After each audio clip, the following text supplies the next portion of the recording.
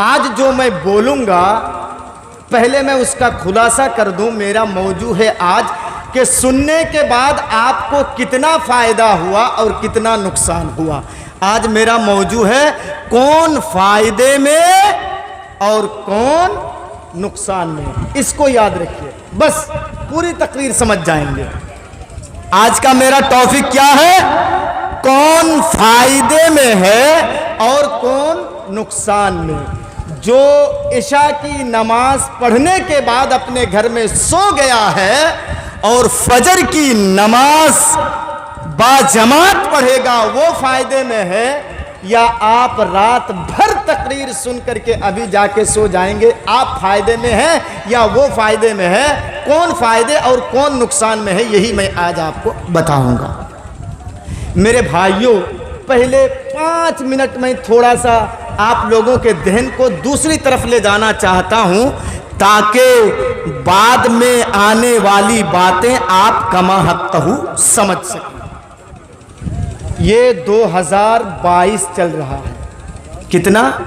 2022। मैं कुछ सवाल करूंगा, आप लोग जवाब देंगे। कुछ पूछूंगा, आप लोग जोर से थोड़ा, ताकि मैं सुन पाऊं।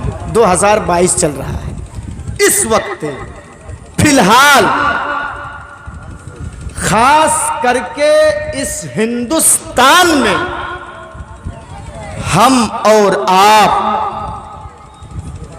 जिस माहौल से गुजर रहे हैं, जिस दौर से हम और आप गुजर रहे हैं, ये बहुत ही डेंजर और खतरनाक है। बहुत ही डेंजर है। नबी अकरम जनाबे मुहम्मदुर रसूलुल्लाह सल्लल्लाहु ताला अलैहि वसल्लम का वह मक्की दौर कुछ इसी टाइप का था। मक्की दौर आपका कुछ इसी टाइप का था। क्या? कुरान सुनने मत जाओ। इस्लाम मक्के में बढ़ने ना पाए। लोग कॉटन रुई अपने कानों में ठूस लेते थे ताकि नबी की आवाज़ लोगों के कानों तक ना पहुँचे, कुरान की आवाज़ लोगों के कानों तक ना पहुँचे। ये नबी अकरम का मक्की दौर था। इस्लाम के साथ दुश्मनी बिल्कुल हूबहू टू बटू नबी अकरम का जो मक्की दौर था वैसे ही आज हमको ये मालूम हो रहा है। इस्लाम के साथ दुश्मनी, इस्लाम को मिटाने के लिए दुश्मनी, कुरान को कैसे मिटाया जाए, इस्लाम को सफ़े हस्ती से कैसे मिटा दिया जाए, सब जोर और ताकत इसी इस्लाम के ऊपर लगा रहे हैं। लेकिन मैं बड़े प्यार से कहता हूँ हमारे उन नॉन मुस्लिम भाइयों को कि हकीकत में मेरे उन भाइयों को इस्लाम क्या चीज़ है उसे मालूम है ही नहीं तो वो दुश्मनी नहीं करते। इस्लाम कैसा मजहब है, इस्लाम को वो समझे नहीं है, नहीं तो वो हमसे दुश्मनी नहीं करते। देखिए, इस्लाम को समझने के लिए नबी अकरम जनाब मुहम्मदुर रसूलुल्लाह को समझना बहुत ही जरूरी है सल्लल्लाहु ताला अलैहि वसल्लम। नबी को समझना बहुत जरूरी है। जैसे किसी सियासी पार्टी को समझने के लिए उसके कायदीन की तरफ नजर जाती है, उसके लीडर की तरफ नजर जाती है कि उसका चलाने वाला कौन है, तब जाकर के आप समझ पाएंगे। ऐ मेरे नॉन मुस्लिम भाइयों, मैं बड़े प्यार से कहता हूं, अगर कोई है नहीं, यूट्यूब के जरिए मेरी बात पहुंचेगी मेरे भाइयों, कि मेरे नॉन मुस्लिम भाई, गैर मुस्लिम भाई इस्लाम को समझे ही नहीं है, इसीलिए आज हमारे अंदर भेदभाव पैदा हो रहा है। इस्लाम यह अरबी ज़बान का लफ्ज़ है और जिसका माना है सलामती वाला, शांति वाला धर्म। इसी को अगर संस्कृत में आप ले जाएंगे तो इसी का नाम हो जाएगा सनातन धर्म, यानी सच्चाई की तरफ, शांति की तरफ बुलाने वाला धर्म। ये संस्कृत के अंदर हो जाएगा अगर आप ले जाएंगे तो। इस्लाम ये शांति वाला मजहब, सलामती वाला मजहब, और इस मजहब को जिसने पेश किया, ये देखिए नबी को समझना बहुत जरूरी है, नहीं तो दीन नहीं समझ पाएंगे। जिस नबी ने इस दीन को पेश किया, उस नबी को रब्बुल आलमीन ने क्या कहा? वमा अरसलनाका इल्ला रहमतल लिल आलमीन। ऐ नबी, हमने आपको सिर्फ मक्का वालों के लिए नहीं, गौर से सुनिएगा, सिर्फ मदीने वालों के लिए नहीं, सिर्फ मुसलमानों के लिए नहीं, सिर्फ ईसाइयों के लिए नहीं, सिर्फ मक्के मदीने वालों के लिए नहीं, ऐ नबी हमने आपको सारी कायनात के लिए, पूरे विश्व के लिए हमने आपको रहमत बना करके भेजा है। आलमीन का लफ्ज है सारी कायनात के लिए, यानी हिंदू के लिए भी, मुस्लिम के लिए भी, सिख के लिए भी, ईसाई के लिए भी, पारसी के लिए भी, मक्के वाले के लिए भी, मदीने वाले के लिए भी, हिंदुस्तान वालों के लिए भी, पाकिस्तान वालों के लिए भी, नेपाल वालों के लिए भी, सबके लिए अल्लाह ने आखिरी नबी को रहमतुल लिल आलमीन बना करके भेजा। इस वक्त हमारे हाथों में हथकड़ियाँ हैं, ज़बान पर पाबंदी है, नहीं तो मैं कह सकता हूँ भागवत पुराण स्कंद 12 अध्याय 2 और मंत्र नंबर 18 में वेद व्यास जी ने जो जिक्र किया है उससे मुराद यही नबी हैं। अश्वमा सुगमारूहा देवदत्त जगतपति। वो जो आखिरी नबी आएगा वो घोड़ों में सफर करेगा, यानी वो उस जमाने में आएगा जिस जमाने में लोग घोड़ों पर और ऊंट पर सफर करेंगे। सुगमारूहा, वो आसमान का यात्रा करेगा, यानी मेराज करेगा, मेराज। और देवदत्त, उसको जो सवारी देगा वो कोई इंसान नहीं देगा, बल्कि देवदत्त देगा, ईश्वर देगा, अल्लाह रब्बुल आलमीन देगा। तो मेरे भाइयों, किसको देगा? जगतपति, जो इस कायनात का महाफिज होगा, उसको देगा।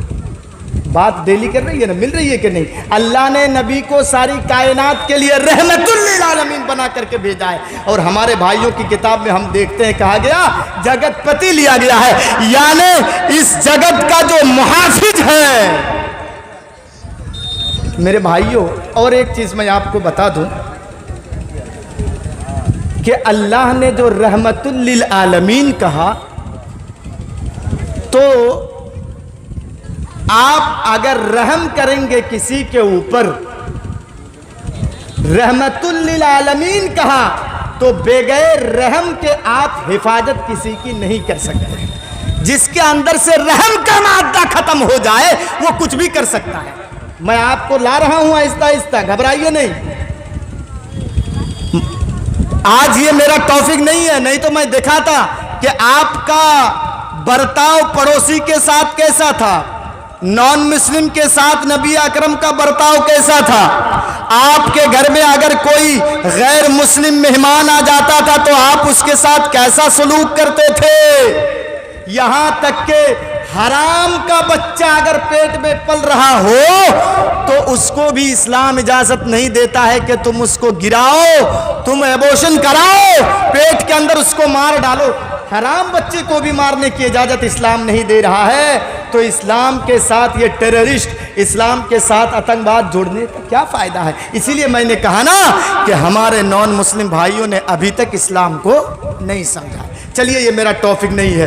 और आज जो हम बदनाम हो रहे हैं अपने ही करतूत की वजह से। चलिए, अब कुरान करीम की जो सूरत आपके सामने पढ़ी गई है उस पर आइए। कुरान करीम की छोटी सूरतों में से ये एक सूरत है, सूरह अस्र। अस्र, वल अस्र इन्नल इंसान लफी खुस्र। अल्लाह ज़माने की कसम खा करके कह रहा है, ज़माने की कसम। मैं डायरेक्ट मौजू पर आया हूँ। देखिए अल्लाह कसम क्यों खाता है? अल्लाह कसम क्यों खाता है? कसम तो हम जैसे आप जैसे लोगों को खानी पड़ती है, क्योंकि सामने वाला मेरी बात का एतबार नहीं कर रहा है। मेरी बेटी की शादी है तो 1 लाख रुपया उधार दे देना, आइंदा महीने में मैं तुमको दे दूंगा। अब उसको भरोसा नहीं हो रहा है, यकीन नहीं आ रहा है उसको, इस पर भरोसा नहीं है कि 1 लाख रुपये आइंदा महीने में ये कैसे देगा। उस वक्त वो कसम खाता है कि मैं अल्लाह की कसम खा करके कह रहा हूं कि आइंदा महीना मैं आपका ये 1 लाख रुपया वापस कर दूंगा। मेरे ऊपर भरोसा नहीं है छोड़ो, लेकिन जिस जात की मैंने कसम खाई है उसके ऊपर तो भरोसा है। अपने आप को बावसन बनाने के लिए, अपने आप को दूसरे के सामने, अपने सामने वाले से अपने आप को बावसन बनाने के लिए, अपनी बात को मजबूत करने के लिए कसम खाई जाती है। तो क्या अल्लाह को कसम खाने की यहाँ क्यों जरूरत पड़े? क्या हम अल्लाह बगैर अगर कसम के कोई बात कहे तो हम नहीं मानेंगे? उधर मैं नहीं जाऊंगा, इतना बता दूं। अरब के अंदर एक रिवाज था कि जब लोग कोई बात कसम खा करके कहा करते थे तो उस बात की वैल्यू कुछ और ही हुआ करती थी। ज्यादातर अक्सर व बेशतर अरब के लोग जब बातें किया करते थे तो कसम खा करके कहा करते थे। इसीलिए अल्लाह ने कहा, ऐ अरब के लोगों, अगर तुम किसी बात का यकीन बगैर कसम के नहीं करते हो तो सुनो, मैं भी जमाने की कसम खा करके तुम्हें यकीन दिला रहा हूं। मैं भी जमाने की कसम खा करके तुम्हें ये यकीन दिला रहा हूं, इन्नल इंसान लफी खुस्र, यकीनन सारी की सारी इंसानियत खसारे में है, सारी की सारी इंसानियत नुकसान में है। सिर्फ मुसलमानों को नहीं कहा, पूरी इंसानियत को उसके अंदर समेट लिया, सब नुकसान में है। और इन्ना है, और अल इंसान में जो अलिफ लाम है, उलमा बैठे हैं, अल इंसान में जो अलिफ लाम है ये जिनसियत के लिए है, सब इसमें शामिल हो गए। मर्द हो, औरत हो, बूढ़े हो, बच्चे हो, हिंदू हो, मुस्लिम हो, सिख हो, ईसाई हो, सब इसके अंदर आ गए। ताकीद के ऊपर ताकीद है। एक तो इन्ना है और उसकी खबर में लाम दाखिल है, इन्नल इंसान लफी खुस्र, सर पा यानी सर से लेकर के पैर तक इंसान नुकसान ही नुकसान में है। मौलाना कौन सी तकरीर कर रहे हैं आप? नुकसान ही नुकसान में बता रहे हैं? अरे मैं नहीं बता रहा हूं, अल्लाह कह रहा है। अब देखिए कौन नुकसान में है कौन फायदे में है, यही तो आज मैं दिखाऊंगा। नहीं समझे ना नुकसान में कैसे है? नहीं समझे, चलिए मैं समझा रहा हूं। अल्लामा राजी, ये इमाम राजी, ये फरमाते हैं, इनकी एक आदत थी, ये फरमाते हैं कि फजर की नमाज पढ़ने के बाद या अपने घर पे आए और मामूल के मुताबिक कुरान करीम की तिलावत करने लगे। कुरान करीम की तिलावत के बाद जब सुबह का सूरज तुलू हो गया तो ये इमाम राजी, रही का वालों गौर से सुनो, अगर आज की इस 1 घंटा की तकरीर आपके दिमाग में बैठ गई और एक भी आदमी अगर सही रास्ते पे आ गया, कसम खुदा की रहीका की इस सरजमीन के ऊपर बैठ करके मैं कह रहा हूं, रहीका का ये दूसरे नंबर का जलसा कामयाब हो जाएगा, कामयाब हो जाएगा। सुनिए, गौर करके सुनिएगा। ये सुबह मार्केट में गए, सब्जी उब्जी, नुकसान समझा रहा हूं, नुकसान, इधर उधर की बातें नहीं कर रहा हूं, सिर्फ कुरान और हदीस। देखिए, थोड़ा सा तमीज बांध दिया, अब कुरान और हदीस। जैसे ही ये मार्केट में गए इमाम राजी, ये और मार्केट में सब्जी उब्जी सब खरीदने के लिए गए, तो देखा उन्होंने कि एक बर्फ बेचने वाला, बर्फ समझते हैं ना, बड़े बड़े सिल्ली लगा के बर्फ बेचते हैं, 10 रुपये किलो, 10 रुपये किलो, 2 रुपये किलो, 2 रुपये किलो, ऐसे चिल्लाते हैं। ले जाओ भाई, ठंडा पानी पीना है तो ले जाओ, 2 रुपये किलो, 2 रुपये किलो, ले जाओ इसको अपने घर में। इमाम राजी फरमाते हैं, जब ये घर में चले आए, बर्फ नहीं खरीदे, और जोहर की नमाज जब पढ़ने के लिए मस्जिद में गए, फरमाते हैं कि मैंने बर्फ बेचने वाले को देखा कि उसने बर्फ की कीमत को घटा दिया है, बर्फ की कीमत को कम कर दिया है, और वो बेच रहा है 1 रुपये में 1 किलो बर्फ, 1 रुपये में 1 किलो बर्फ, बर्फ की कीमत को घटा दिया। वो सोच रहा था कि महंगा हो गया, कोई खरीद नहीं रहा, तो चलो इसकी कीमत को मैं घटा दे रहा हूं, घटा दिया कीमत को। फरमाते हैं कि जोहर की नमाज पढ़ने के बाद जब मैं असर की नमाज पढ़ने के लिए मस्जिद में गया, तो क्या देखता हूं मैं कि उसने बर्फ की कीमत को और ही घटा दिया है, और भी घटा दिया है बर्फ की कीमत को, 50 पैसे किलो, 50 पैसे किलो, 50 पैसे किलो।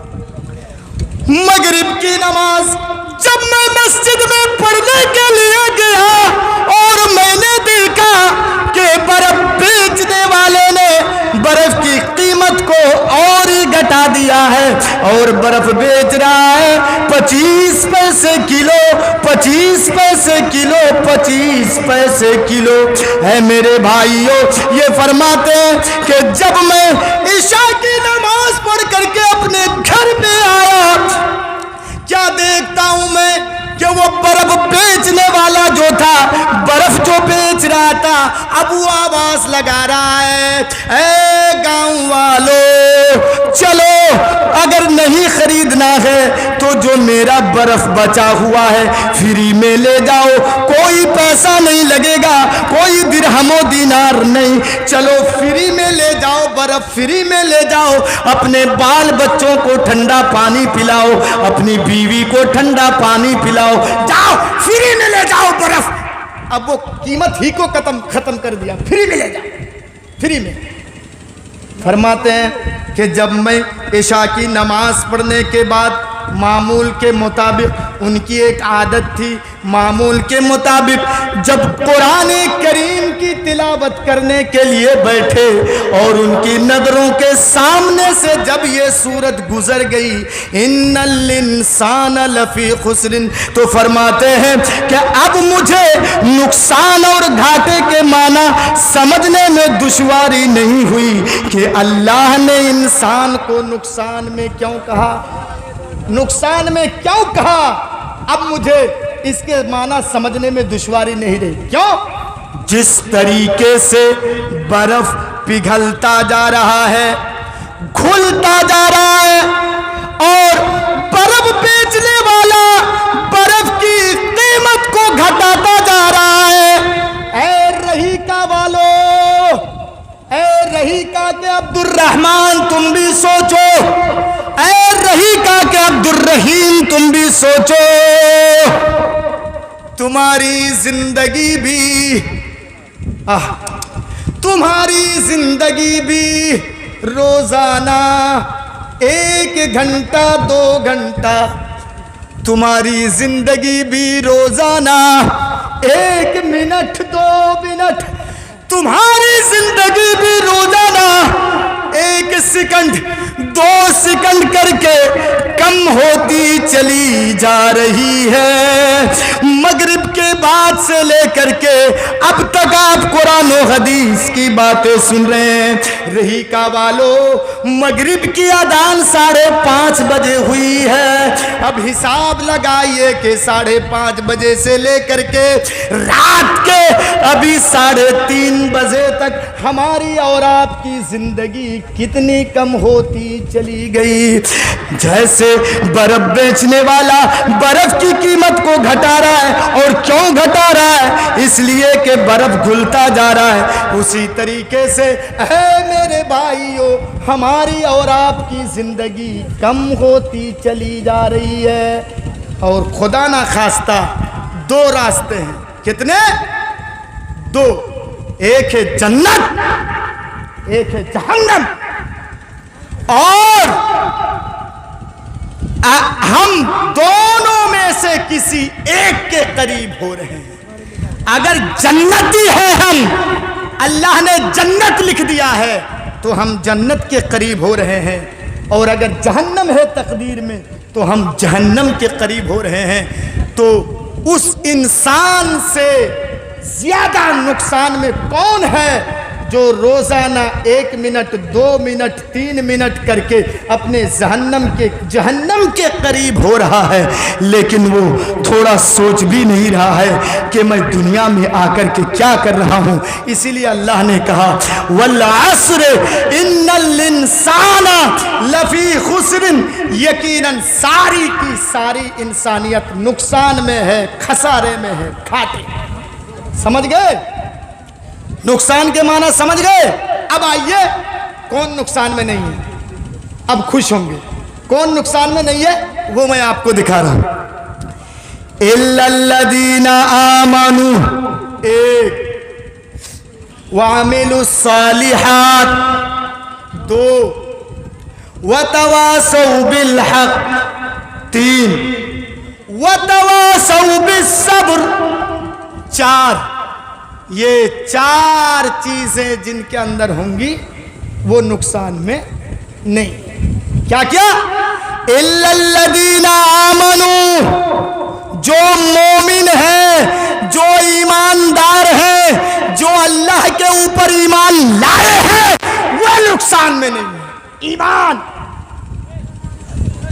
मोमिन नुकसान में नहीं है। ईमान के फिर 3 दर्जे बताए गए हैं। कितने? 3 दर्जे। नंबर 1, मन रा मिनकुम मुनकरन फल्युगय्यिरहु बियदिह। आप इस्लाम के खिलाफ, शरीयत के खिलाफ कोई काम देख रहे हैं, पहले हाथ से रोकिए। हाथ से नहीं रोक पा रहे हैं, फ़इन लम यस्तति फ़बिलिसानिही, हाथ से रोकने की ताकत नहीं है। मतलब उन लोगों की तादाद ज्यादा है, उल्टा आप ही को पीटेंगे, पिटाई आपके ऊपर पड़ेगी। तो आप कम से कम उसको जबान से रोकिए। जबान से भी मना नहीं कर पा रहे हैं आप। क्यों? आपके ऊपर धब्बा आएगा, उल्टा आपको मारा जाएगा। तो फ़इन लम यस्तति फ़बिक़ल्बिही, तो कम से कम उसको अपने दिल से बुरा जाने कि चलो ये गंदा काम कर रहा है, ये गुनाह का काम कर रहा है।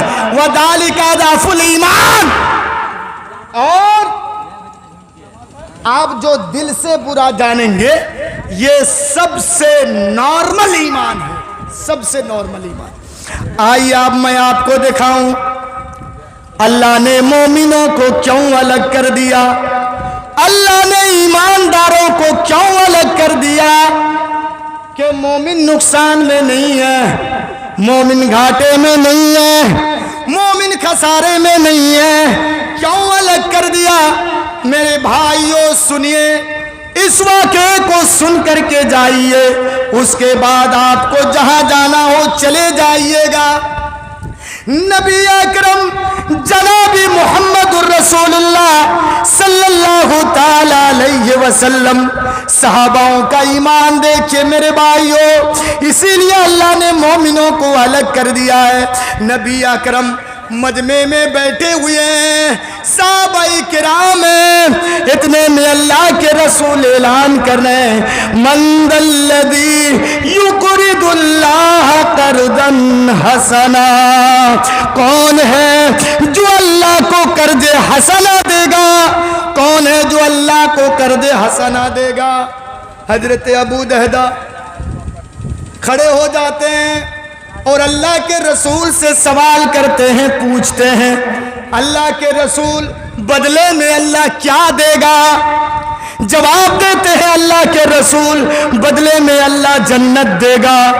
अबू दहदा कहते हैं अल्लाह के रसूल मदीने में मेरे 2 बाग हैं, मदीने में मेरे 2 गार्डन हैं, 2 बाग हैं, मैं कौन सा बाग दूं अल्लाह के रास्ते में? कौन सा बाग दूं मैं अल्लाह के रास्ते में? अल्लाह के रसूल ने कहा ये तुम बेहतर जानते हो।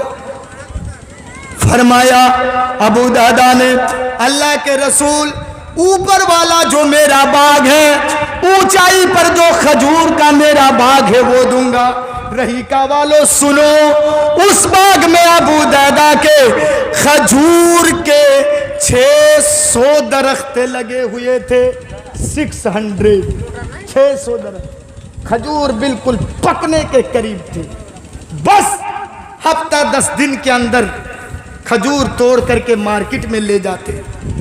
ऐसे वक्त में अल्लाह के रसूल कह रहे हैं कौन अल्लाह को कर्ज हसना देगा?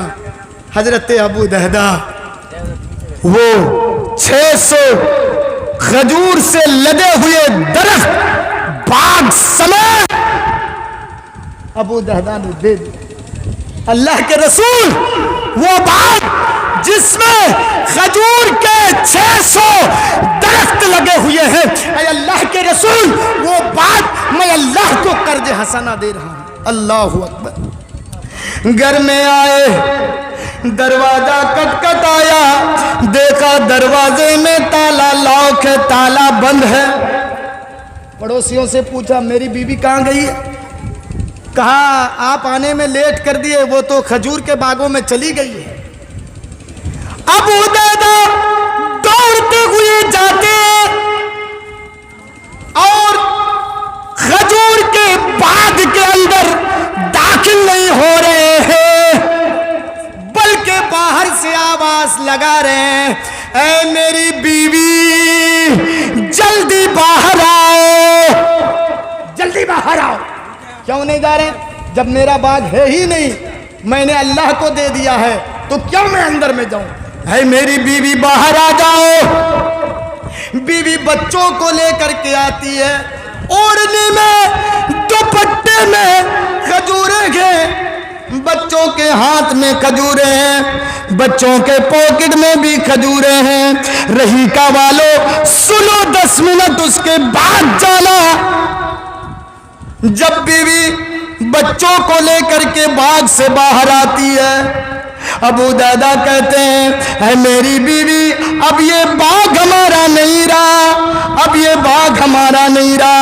ये जो खजूर तुम अपने ओढ़नी में, ये जो खजूर तुम अपने दुपट्टे में लाई हो, चलो बाग के अंदर अबू दहदा उसको फेंक देते हैं। बच्चों के हाथों में जो खजूरें थी वो खजूरें अबू दहदा बाग के अंदर फेंक देते हैं। बच्चों के पॉकेट में, जेब में जो खजूरें थी उसको भी निकाल करके अबू दहदा खजूर के बाग में फेंक देते हैं। बच्चों के जबान में जो खजूरें थी उसको भी मुंह में उंगली डाल करके खजूर निकाल करके फेंक देते हैं बाग में, और कहते हैं ऐ अल्लाह,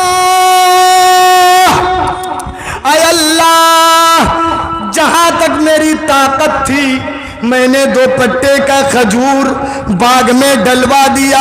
ऐ अल्लाह, जहां तक मेरी ताकत थी मैंने मेरे बच्चों के पॉकेट से खजूरें निकाल करके बाग के अंदर मैंने रख दिया।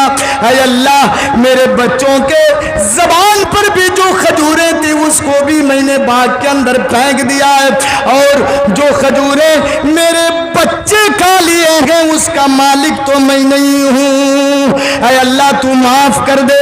बीवी कह रही है आपने किसको दिया है ये बात? कहा बीवी मैंने ये बाग अल्लाह को कर्ज हसाना दिया है। कहा बदले में क्या मिलेगा? अबू दादा कहते हैं ऐ मेरी बीवी बदले में अल्लाह जन्नत देगा। कैसी बीवी थी, खुश हो गई, कहने लगी हाँ बदले में अगर अल्लाह जन्नत देगा तो चलिए इससे खुश नसीब क्या है कि एक खजूर का बाग दे करके हमें जन्नत मिल गई। हाँ इसीलिए अल्लाह ने मोमिनों को अलग कर दिया। मोमिनों से जब मांगा जाता है तो मोमिन चाहे जितना ही कीमती चीज हो दे देते हैं। मोमिनों के जेब में जब हाथ डाला जाए, अगर जेब में सोना है तो मोमिन ये नहीं कहता है कि मैं सोना अल्लाह की रास्ते में नहीं दूंगा, दे देते हैं। इसीलिए अल्लाह ने मोमिनों को अलग कर दिया।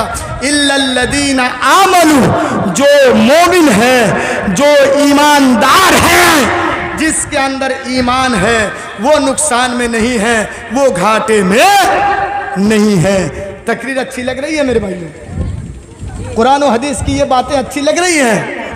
तो जो मोमिन है उससे जो भी मांगा जाए वो दे देते। बचे कुचे मोमिन मेरे भाइयों इस कुरान के लिए, इस कुरान के लिए आपसे मैं मांगूंगा। मुझे मालूम है वो मौलाना क्या नाम है, इसराइल या इसराफील, इसराइल तकरीर करके वो चले गए, उसको आपने कुछ दिया। अच्छा, उनके बाद मौलाना हुसैन सल्फी साहब वो आए, उनको भी आपने कुछ दिया। हालांकि मैं भी चंदा करता हूं, आप लोगों को मालूम नहीं है। चंदा करने में क्या शर्म की बात है, मदरसे की खिदमत के खातिर आते हैं, हम शुरू से नहीं करते हैं, आखिर में 5-10 मिनट कर देते हैं। इंशाअल्लाह उससे जलसे के कमेटी खुश हो जाती है, अल्लाह रब्बुल आलमीन भी खुश हो जाएगा मेरे भाइयों। उसके बाद मौलाना मनीरुद्दीन साहब आए, आपने उनको भी दिया। ऐ मेरे भाइयों, आपके पास अभी जलेबी के पैसे हैं, जलेबी ले जाएंगे घर में जलसा खत्म होने के बाद। मैं अपने लिए नहीं बल्कि मैंने दिखाया आपको कि ईमानदारों से जो चीज मांगी जाए, चाहे कितनी कीमती ही क्यों ना हो, ईमानदार दे देता है, मोमिन दे देता है, अल्लाह को कर्ज हसना दे देता है। ऐ मेरे भाइयों, इस कुरान के खातिर, इस मदरसे के खातिर, जहां पर सुबह से लेकर के शाम तक काल अल्लाह और काल रसूल की सदाएं बुलंद होती हैं, इस मदरसे के लिए ऐ रहीका वालों, जितने छोटे बड़े हैं और जो भी आप बैठे हैं और जो भी जितना भी आपके पॉकेट में है, जितना भी आपके जेब में है, मैं इस कुरान के लिए, इस मदरसे के लिए, इस अल्लाह के घर के लिए मैं खड़ा हो रहा हूँ। ऐ मेरे भाइयों, जिसके जेब में जितना है, जिसके जेब में, एक मर्तबा आप उठ जाइए और वहाँ से 1 कदम, 2 कदम, 3 कदम चल के डायरेक्ट मेरे हाथ में दीजिए। आखिर में मैं दुआ कर दूंगा, मुसाफिर हूँ, मैं दुआ कर दूंगा। इंशाअल्लाह अल्लाह रब्बुल आलमीन मुसाफिर की दुआ को कबूल करेगा।